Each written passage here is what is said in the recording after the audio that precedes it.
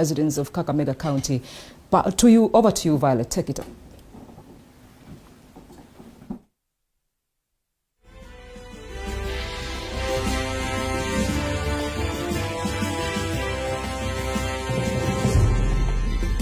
We are here in Kakamega County, where I'm joined by Dr. Brian Lishenga. Dr. Brian Lishenga was among the 7 candidates who are vying for senatorial seat here in Kakamega County.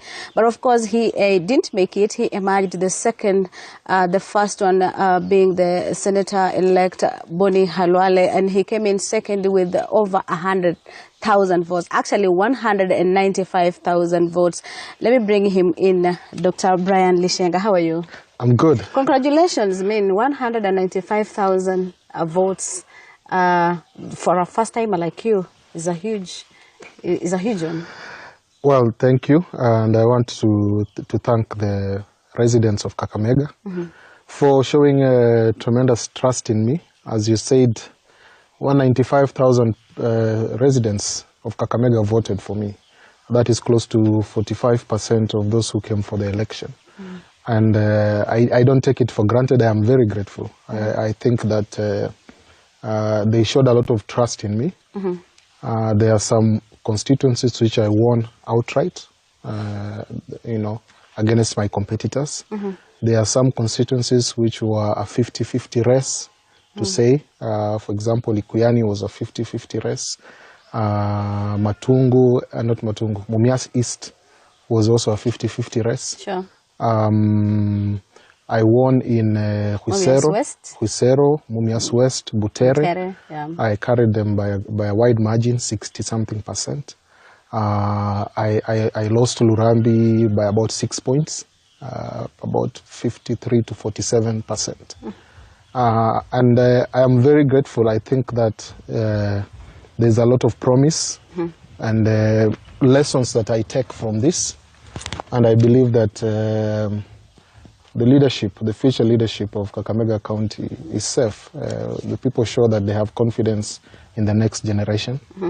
And even though I did not win this time, I believe that God will give us opportunity in future to get back in the ring and bring this home. But I also want to congratulate Dr. Boni Halwale for making a tremendous comeback. He will confess that I did not give him an easy time, but he showed that he has what it takes to be senator for Kakamega. And I want to ask all the residents of Kakamega, whether you voted for me or you voted for Halwale, let us now rally around our leaders. Let us support them. Let us make sure that he delivers on his promises to the people of Kakamega. That is what is important. And let us embrace each other in the spirit of brotherhood. We now go back to, as residents of Kakamega, to building our county, to educating our children, to our concerns about healthcare and our road networks and our industries like agriculture, sugarcane farming. All these are the things. These problems have not changed just because we had an election. They are still there on our plate. And I want to ask all the residents of Kakamega, back to work. Let's start working with the leaders we put in office. I hope we conclude the governor elections quick enough so that we can put a government in place. And if you haven't had the chance to visit your neighbor, your brother and sister, to check on them, how they are doing after election, this is a good time. Pick that phone, call them. If they are in the neighborhood, walk there, say hello. Even that one who was a supporter of your opponent, time to embrace them now. Sure. And accept that you are all Kenyans, and we have to move forward together. Yeah, sure. Yeah. Being the first time, you have seasoned politicians like Boni Halwale. Halwale of UDA actually got 249,003 votes. Yes, Brian Lishenga, you're vying on ODM ticket, and Azimio La Umoja, you got 195,192. And of course, we have a number of them, 7 of them who are vying for the same seat. You came in, it was your first time. It is not the first time to vie. Boni Halwale has been there, Sami Aina has been there, but you came in and you emerged the second. Yes. How do you take it? So thank you, Violet, for this question. I think what we did very well was to make it clear that our politics were issue-based. We made it very clear from day one when I started my campaigns that my politics would be about the issues that are close to the people of Kakamega. Sure. And in my manifesto, I was very clear that I was going to address healthcare challenges. I was going to address oversight issues as a senator, make sure that there is equitable development. I was going to tackle issues of prosperity around our industries, our agriculture, unemployment of our people. And I had also a few words to say about education and how, as a senator, I was going to pursue education opportunities for our people. My manifesto was simplified as the HOPE agenda, HOPE, healthcare, oversight, prosperity, and education. And I took this all over the county, and I talked to people in the language they could understand. Of course, my immediate challenge was to take HOPE and convert it into Kiluya, so that this, in Kisumu we say this sobera, hope, matumaini. Yes.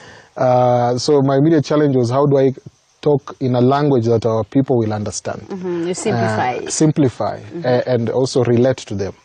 And so I brought this into that language. It took me a few weeks or a month or so to get it going. But after a while, the people themselves were chanting it. And when I would go to places, I would ask them, manifesto yangu mnaijua? And they say, hope. And I knew it was coming in. Oh, yeah. So we made it a very issue-based campaign. And we contrasted what we were offering against what our opponents were offering. And because of that, and our people appreciated that the campaign was about issues and not about personalities or political parties. And because of that, I think people embraced my candidature.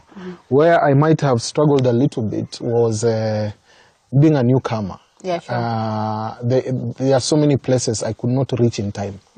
Remember, the ODM party gave me the ticket in April, actually on 12th of April. So when they gave me the ticket. Before that, I was just an aspirant, looking for ODM ticket.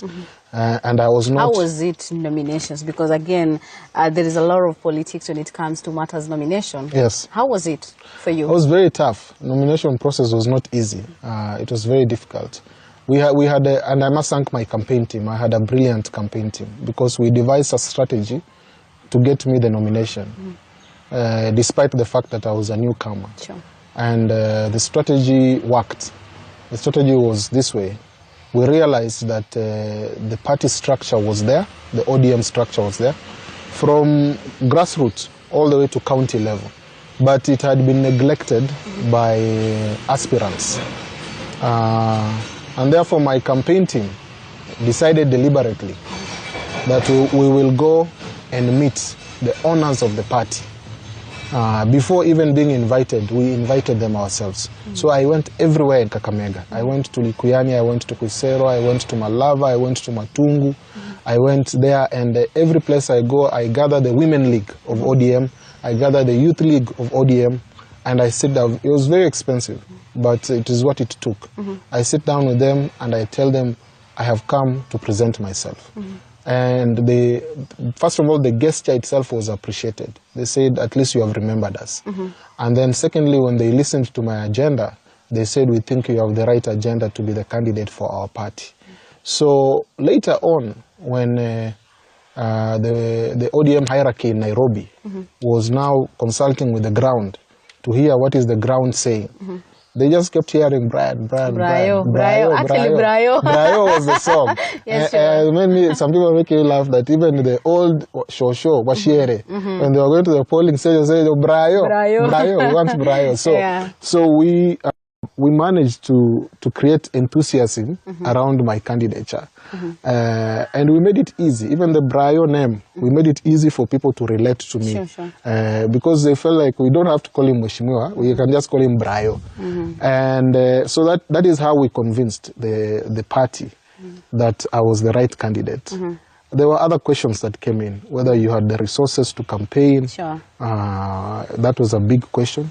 Whether you could appeal to the youth, that was a big question. At that time, did you know that probably you might be picked as the favorite or the best to carry the the flag, the Azimio flag or ODM flag for that matter? Because at that time, I know you are also among you were with some seasoned politicians like Ndombi, for example. Yes. I was among very seasoned politicians. Simbaoni Ndombi, who had contested 3 times before. Sure. Benjamin Andama from Huisero, who had come second, number 2, in Huisero during the previous MP election. They were all very seasoned, very networked politicians. I had no clue that I would be selected. And I had no illusion that it would be me. I was just put my best foot forward and then see what happens. And I thank God that somebody saw that there was potential in me and they picked me. So after that hurdle was very tough because the party had to decide, do we go the nomination ballot way or do we go the consensus way, if you remember. And we had to take about 2 weeks to discuss under the leadership of Governor Oparanya, to discuss and look at all the opinion polls, all the criteria, everything, until finally even my competitors, they came in and said, okay, it's okay, Brian, we will support you. I remember you had closed the meetings for, I don't know, for some time before now you came out and said we have picked on Brian Lishenga. Yes, we started closed door meetings from the first day of April. Around 1st of April, 31st of March, we started closed door meetings to decide on a candidate. And they went on until when they finally settled in 12th of April, which was 2 weeks. Those meetings were not easy because all these candidates had invested a lot of time and resources in the race. And it took a lot of humility from all of them to step aside and say, okay, we will allow Brian to fly the flag. And even now, I am still very grateful to them, to Benjamin Andama, to Simbaoni Ndombi. I'm still very grateful for extending their hand and saying you can run with the party ticket. So that was it. Once it was clear that I have to carry the ticket, it came as a celebration, but also as a burden, because the party expects you now to deliver. Which became a very challenging thing. Having never been there before, I sometimes wondered where to start, where to begin. But usually say the journey of 1,000 miles starts with 1 step. So I told myself I will take the first step and then the next one will reveal itself. So I started moving again and organizing my meetings. And of course, we improved with time. Like we changed our strategy to become a village strategy. We started going to villages rather than having roadside meetings. We go deep into where the people are. And we mapped the county. We understood where the polling stations were, where the votes were, who votes where are they located. We understood the demographics. The people, are they elderly, are they youthful, are they women, are they men? We try to understand all that so that we can go everywhere in the county. And I believe that, up to now, I still believe we had a good strategy, but we didn't have enough time. Because, as I said, I was given a ticket on 12th of April. The elections were held on 9th of August. This is exactly 4 months. So I had 4 months to run against a politician of 20 years experience in Dr. Khalwali. That was not an easy task. It was a hell of a task. Because even to get to a point where you have name recognition, that people can put you on the same table and compare you, took a lot of work, a lot of resources, a lot of patience from my team, patience from my family, because I was literally on the road every day. But I thank Kakamega because they received me with open-mindedness. They did not judge me in any way. The way you present yourself, they say, we will judge you the way you have presented yourself.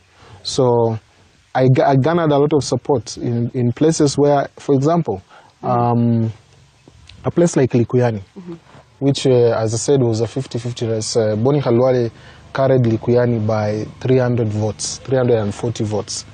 I got 17,500, I think he got, 17,800, he got 18,100, something like that. It was split, literally. This is a place where before the month of May, they had never heard of me. Never, ever. In fact, a lot of politicians, by the way, they finished their term in office without visiting Likuyani. Because it is on the far end, near bordering Trans Nzoia, bordering Bungoma and Eldoret. Yes, Uasin Gishu, yes. So there are a lot of places there where our political leaders never go. and it is sort of forgotten sometimes. But I dedicated the month of June to Likuyani and Lugari. And I just went there literally every day. And there were even people who are following me on social media telling me, when will you get out of Likuyani? You're always in Likuyani, Lugari. What is it with you?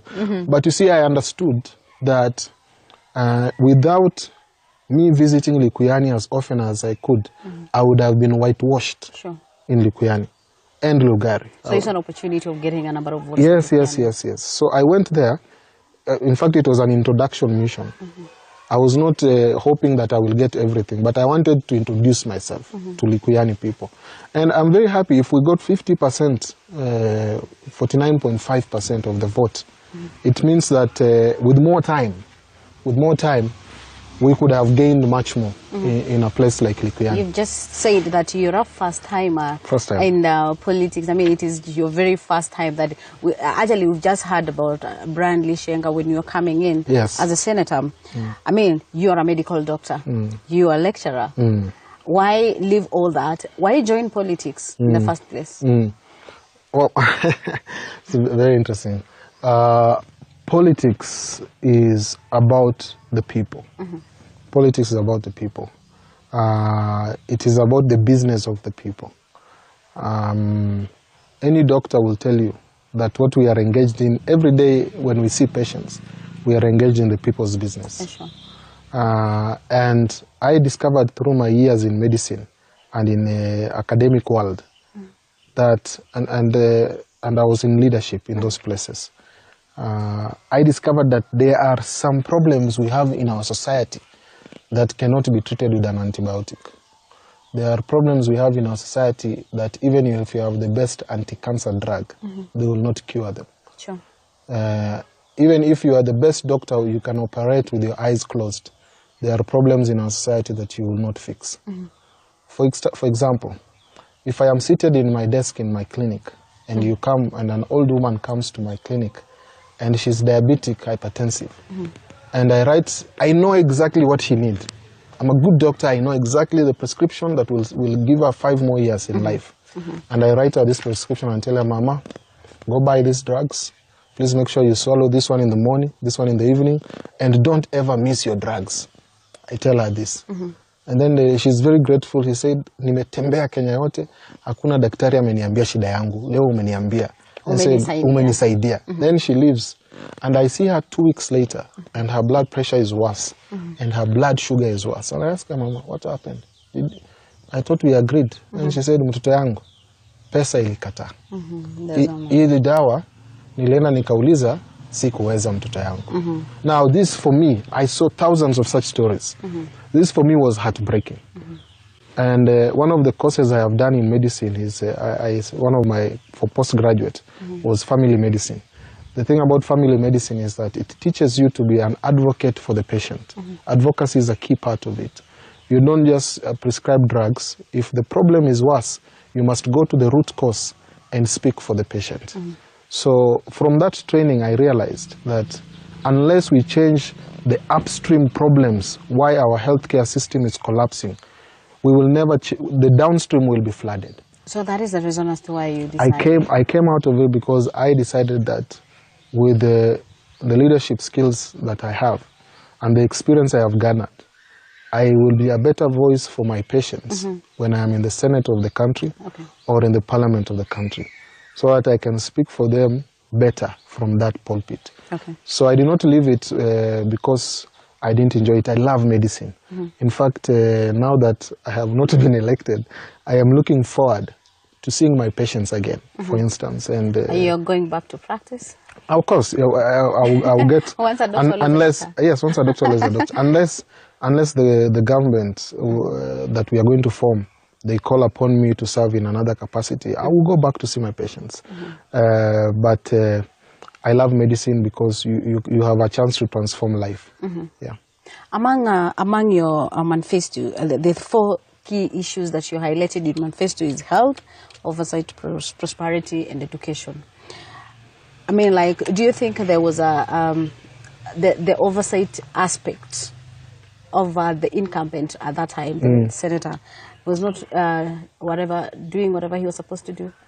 Well, I mean, it's a trick question, you know, Violet, because you asked me to comment on the former senator who is still a candidate, because we have not had our gubernatorial elections. Yes, sir.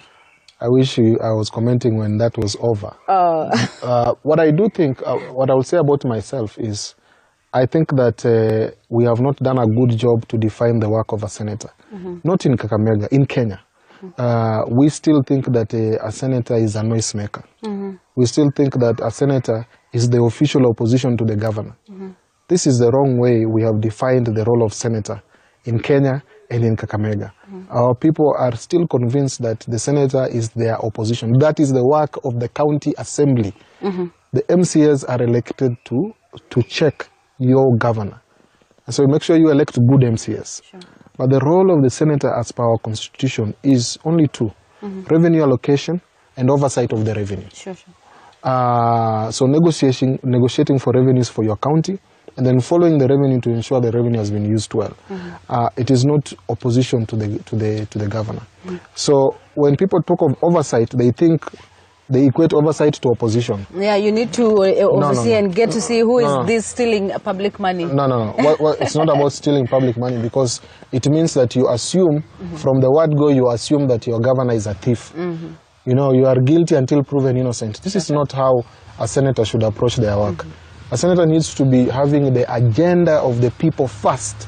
Because look, what if a governor does not steal money, but the priorities are wrong? You see, and this is what has happened to our country. I'm not saying that all governors are thieves. We have a lot of governors who don't have the right priorities. Sure. You find that, for instance, some of our county governments is spending a lot of money on large infrastructure projects. You know, you're building a big, thing, 1.5 billion, isn't it? While your people don't have basic health care. So let's say a governor spends 4 billion to build a state-of-the-art hospital, which no one can afford. Sure. He did not steal even 1 cent, but it's a 4 billion hospital which no one can afford. Is that not the role of the senator to go there and say the priority is misplaced? So we have to tell our people. That is the reason as to why we always have also public participation. Yes, that's the thing. Exactly, you've gotten my point. If I was to ask for resources for the senator, and I hope senators who have been elected will go and ask for this money. Senator's office should be empowered with resources to ensure public participation. If you are to give the senator any budget, give the senator a budget to go around and ensure public participation. Because how will the senator oversight the work if he cannot bring the people together in, let's say, Lurambi, bring them somewhere and sit them down and tell me as residents of Kakamega, how do you think your government is performing? This requires a budget. So a senator of a county like Kakamega should have resources to go to Malava and call the elders in Malava and sit down with the elders in Malava and get a report card of the county government performance from them.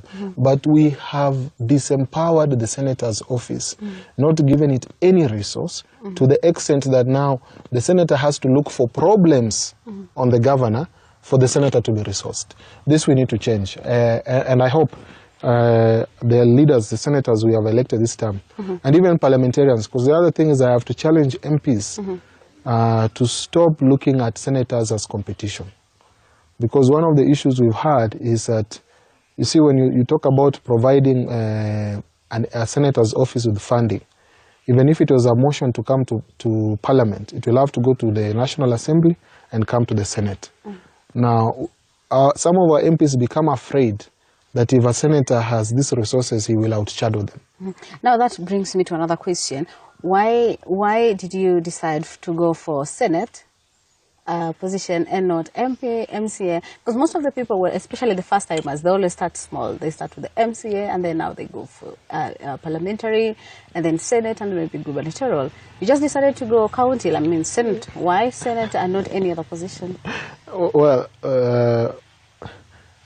first of all, my background made me feel that I would be more comfortable at a county seat than at a local seat. As I said, you said very well, I was coming from university as a lecturer. I had been the dean of faculty of Medicine at Egerton for about 2 years, and the Associate Dean for 6 years. In that position, I dealt with the whole of Kenya. Because when you're a Dean of a faculty, I was having 11 departments under me, 100 and something staff, and about 2,000 students. All these people are Kenyans. They are a mix of the country. They are Kisis, Luos, Luyas, Kalenjins, Masais, Kikuyus, they are all there. And they were the people who I was serving as the Dean. So I already come from a pool of work which is embracing a lot of people. It was, and so the leadership skill that I had learned was how to work with the diverse community, and how to work with people who are different. So if you come to Kakamega and you look at how our constituencies are structured, most of our constituencies were carved around certain communities. For example, take Shinyalu, where my forefathers come from, Shinyalu constituency. Shinyalu constituency, even the wards are called Isuka West, Isuka East, Isuka North. The Isuka is a clan of Kakamega. So the Shinyalu as a constituency is largely owned by the Isuka community. Okay? You cannot come from Matungu and run for member of parliament in Shinyalu. You will not get voted for. Sure. If you go to Matungu, for instance, it is the seat of Nabongo, where the Wanga kingdom was. You cannot come from Ikolomani, which is now Idaho, and run, even the wards are called Idaho East, Idaho West. Yes, yes, yes. You understand? So I looked at my background and my upbringing. As I said, I told you earlier, I went to school at Kakamega Township in Amalemba, which is a cosmopolitan estate. My family, I have grown up in Isheiwe Ward, Maraba, which is town, Kakamega town. So I am comfortable when we have with the different people, which is now Kakamega County. That is why when I looked at my own qualities, I saw I would be better off at county level than at local level. Thank you so much. But again, maybe we go it broader, we take it broader.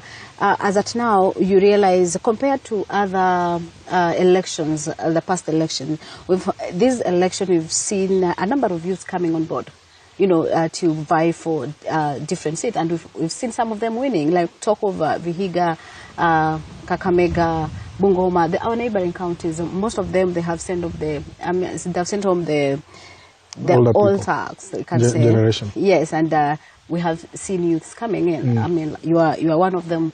Do you think this is a time that youths are supposed to take over? It's always time for youth. Not even this time alone. It's always time for the youth. What has been happening? I think that, I mean, we have to have this as our national, as a national principle that each time is time for youth. One day I will also be old. In that time, I must say it is also time for youth. We must always say this. I am happy for the counties which have elected youthful leaders. Now, this is not to say, we have to be very careful about this. This is not to say that those who are older than us have nothing else to offer. We must not say this. We must have a society that is balanced. Sure. Even parliament must be balanced. Even government appointments must be balanced. We must have youth, we must have elderly. What we do not want is a situation where one demographic of society controls all the government structure. Walikuwa nasema vijana na kazi, wazee na pesa. You remember that?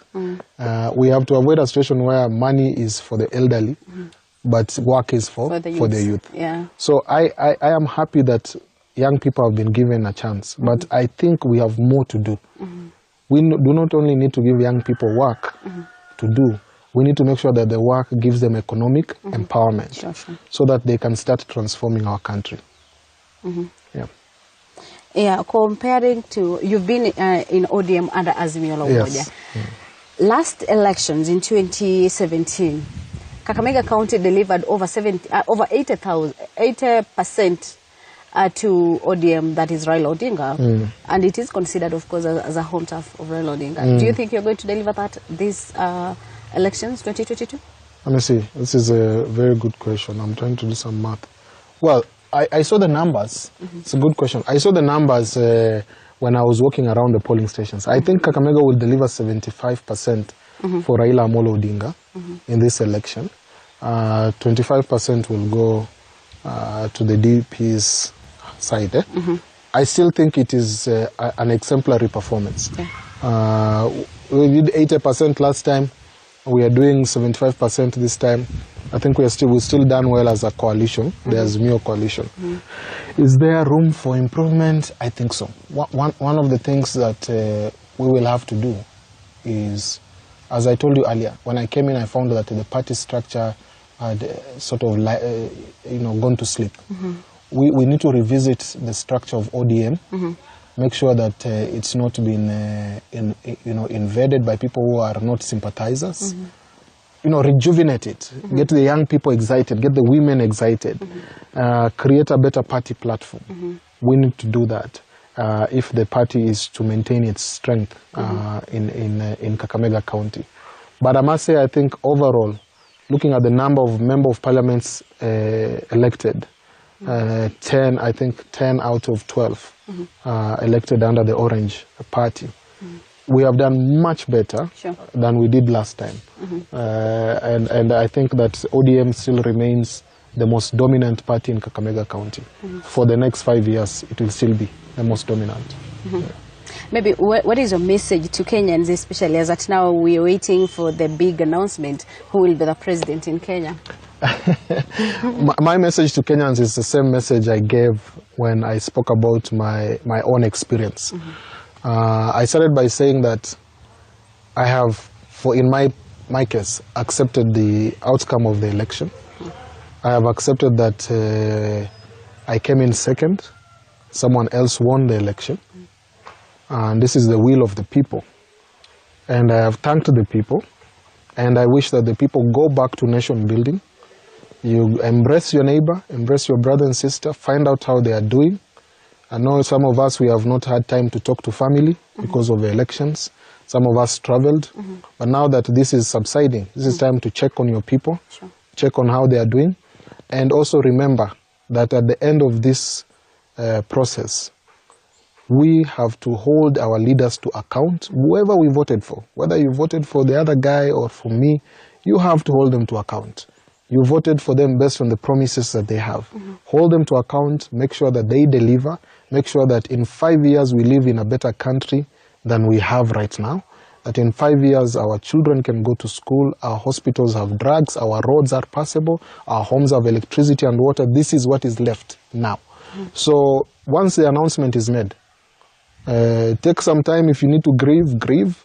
It's fine. Nobody should deny you the opportunity to cry. If you want to cry, tears, cry. Sometimes. Yes, it's very important to go through. To let it go. Yes, go through the grief process. You know, it is a loss, and to some of us, it is a loss equals to losing someone you love. So we should allow. Let's not ridicule those who have lost. Allow them to grieve. Allow them to feel the pain. Tell them that tomorrow is a better day. But at the end of the day, remember that they are as much a Kenyan as you are a Kenyan. They love the country as much as you love the country. And we all use the same roads. We all go to the same schools. We go to the same hospitals. If they work for all of us. That would be my message to Kenyans. Don't take this as a time to break away from friends and to forget your neighbor. No, take this as a moment to reflect. Thank God that we have a nation that we can vote in. It is not at war, it is at peace. And then let's go back to work and build our country. You're one of the leaders, especially for the senatorial seat, that came out and congratulated Senator Boni Halwale, and you conceded. Yes. Are we expecting you in a political scene in 2027? Maybe for the same seat or another seat? Well, it's a good question. First, I am a Christian, and the Bible always says us not to say we shall do this tomorrow, we shall do this next week, but in everything say, God willing, I shall do. Sure. So as a Christian, I would say, God willing, God willing. If we are here in 2027 and the resources allow, campaigns are very expensive, the health is there, and the chance is there. So those three things must be there. The resources, the health, and the chance. I do not see anything standing in the way of me offering myself for this position or another one in Kakamega County. We shall see when that time comes, if God allows. But what is what is in my mind is to remind, to remind those who are observing local politics that the rest between me and Boni Khalwale was essentially what you can call, for lack of a better term, a civil war. It was an internal war. It was a civil war among what my uncle Khalwale would call Kakamega. Kakamega are the Isuha and Idaho. If you look at the census, the 2019 census, the combined population of the Isuha and the Idaho is the 5th largest Luya community. You have the Bukusu at the top, you keep coming, the Banyala, the Maragoli, you come to the Kabras, then you come to the so-called Isuha of Idaho, the 5th largest community. So this in Luya. So this was an internal war among our people. You're calling it civil war? The war of Kakamega, but they have been saying it has been a war of doctors. Yes, Dr. Boni Khalwale and Dr. Brian Lishenga. Yes, there was a lot going on. Yeah. It was a war of doctors. It was a war among the Kakamega, the Isuha and the Idaho. It was also a war of relatives because my mother and Khalwale are cousins. Oh. Yes. Oh, okay. I call him uncle. And I even spoke to him this morning and I told him, Jomba, you did a good job. And he told me, kijana ulikuja sana. Nikamwambia next time we'll see. But it was a civil war. And our community had to make the decision between the young leader and the older leader. Okay.